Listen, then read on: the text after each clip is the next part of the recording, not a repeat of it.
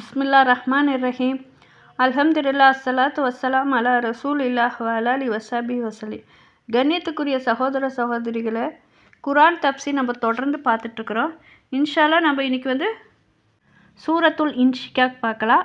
அதுக்கு முன்னால் என் சேனலை சப்ஸ்கிரைப் பண்ணுங்கள். பக்கத்தில் இருக்கிற பெல் ஐக்கானை கிளிக் பண்ணுங்கள். அப்போ தான் நான் போடுற வீடியோவுக்கு உங்களுக்கு தொடர்ந்து நோட்டிஃபிகேஷன் காமிக்கும். أعوذ بالله من الشيطان الرجيم. بسم الله الرحمن الرحيم. إذا السماء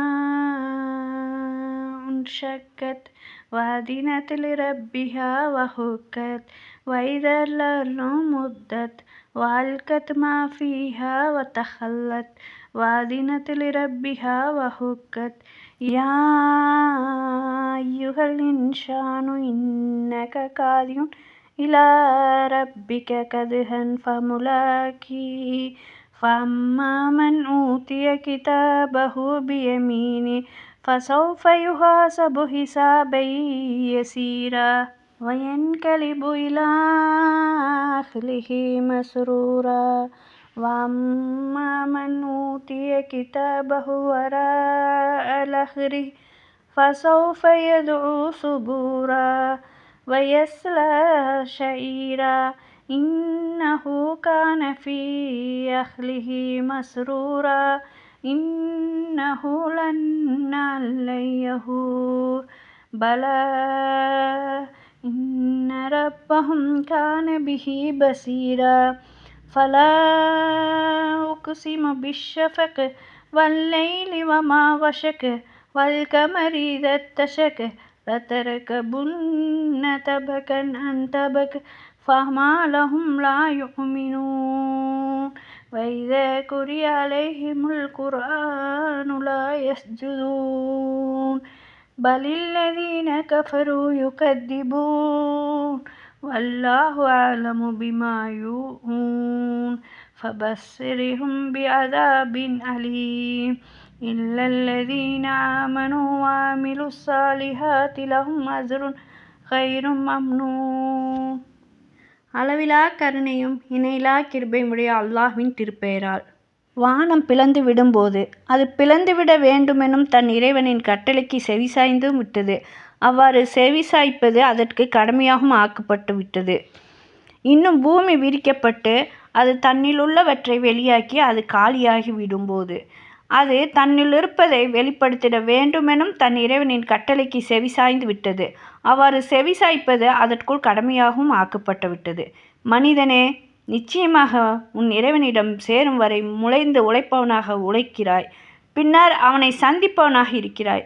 ஆகவே அந்த நாளில் எவர் அவருடைய பட்டோலை அவருடைய வலக்கையில் கொடுக்கப்படுகிறாரோ அவர் சுலபமான விசாரணையாக விசாரிக்கப்படுவார்.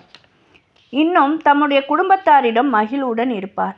இன்னும் எவன் அவனுடைய பட்டோலை அவனுடைய முதுகுக்கு பின்னால் கொடுக்கப்படுகிறதோ அவன் அழிவை அளிப்பான், இன்னும் நரகத்தில் புகுவான்.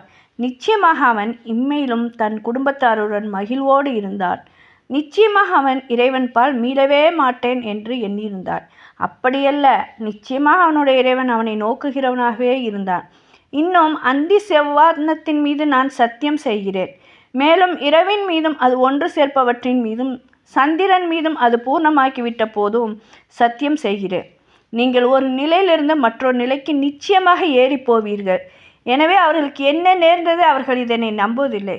மேலும் அவர்களிடத்தில் குர்ஆனை ஓதி காண்பிக்கப்பட்டால் அவர்கள் சுஜூது செய்வதில்லை.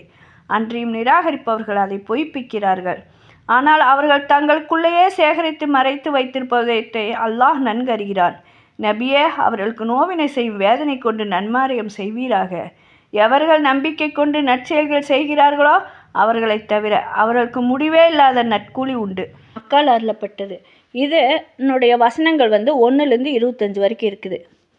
அதாவது இந்த அத்தியாயத்துள்ள மையக்கருத்தினா இறுதி தீர்ப்பு நாளாகும். முதல் 5 வசனங்களில் இறுதி தீர்ப்பு நாளின் நிலைமைகளை விவரித்திருப்பது மட்டுமின்றி அது உண்மையானது என்பதற்கான ஆதாரமும் அளிக்கப்பட்டிருக்கிறது. அதாவது வானம் பிளந்து விடும்போது மறுமையில் அது மேலும் தன்னுடைய அதிபதியின் கட்டளையை செயல்படுத்தும் போது கட்டளைக்கு முழுமையாக பணிவது தான் அதற்கேற்றதாகும். மேலும் பூமி பரப்பப்பட்டு விடும்போது இன்னும் அது தன்னுள் இருப்பதையெல்லாம் அனைத்து வெளியெறிந்து விடும் அப்படின்னு அல்லாஹ் சொல்கிறான் பூமிக்குள்ளே. அதாவது பூமி பரப்பதின் கருத்து இதுதான். கடலும் நதியும் மூடப்பட்டு விடும், மலைகள் தூள் தூளாக சிதறிக்கப்பட்டு விடும், பூமியின் மேற்பள்ளங்கள் அனைத்தும் சரி செய்யப்பட்டு அது ஒரு சமாதானத்திடலாய் அமைக்கப்படும். அதாவது இறந்து போன மனிதர்கள் எத்தனை பேர் அதனுள்ள கிடைக்கிறாங்களோ அவர்கள் அனைவரையும் எடுத்து அது வெளியில் எரிந்துவிடும். இவ்வாறு அவர்களுடைய செயல்களுக்கான எத்தனை ஆதாரங்கள் சான்றுகள் அதனுள் உள்ளதோ அவை அத்தனையும் முழுவதுமாய் வெளியே வந்துவிடும். எந்த பொருளும் அதில் மறைத்தோ புதைத்தோ இருக்காது. இதுக்கடுத்து என்ன சொல்றான்? மனிதனே, நீ இடைவிடாமல் பாடுபட்டு உன் இறைவனின் பக்கம் சென்று கொண்டிருப்பவனாகவும் அவனை நீ சந்திக்கக்கூடியவனாகவும் இருக்கிறாய். எவருடைய வினைப்பட்டியல் அவர் வழக்கையில் கொடுக்கப்படுமோ அவரிடம் எளிதான கணக்கு வாங்கப்படும். அவர் தம் குடும்பத்தாரை நோக்கி மகிழ்ச்சியோடு செல்வார். ஆனால் எவனுடைய வினைப்பட்டியல் அவன் முதுகுக்கு பின்னால் கொடுக்கப்படுமோ அவன் மரணத்தை அழைப்பான்னு அல்லாஹ் சொல்கிறான். அதாவது அவரிடம் கடுமையான முறையில் கணக்கு வாங்கப்படாது. இன்னின்ன செயல்களை நீ ஏன் செய்தாய், இந்த செயல்களை செய்ததற்கு நீ என்ன காரணம் வைத்திருக்கிறாய் என்று அவரிடம் கேட்கப்பட மாட்டாது. அவர் செய்த நன்மைகளுடன் அவர் செய்த தீமைகளும் நிச்சயம் அவரது செயலேட்டில் இருக்கும். ஆனால் அவருடைய நன்மைகளின் எடைத்தட்டு தீமையின் தட்டை விட கனத்திருப்பதால் அவருடைய குற்றங்குறை பொருட்படுத்த மாட்டாது, அவை மன்னிக்கப்படும்.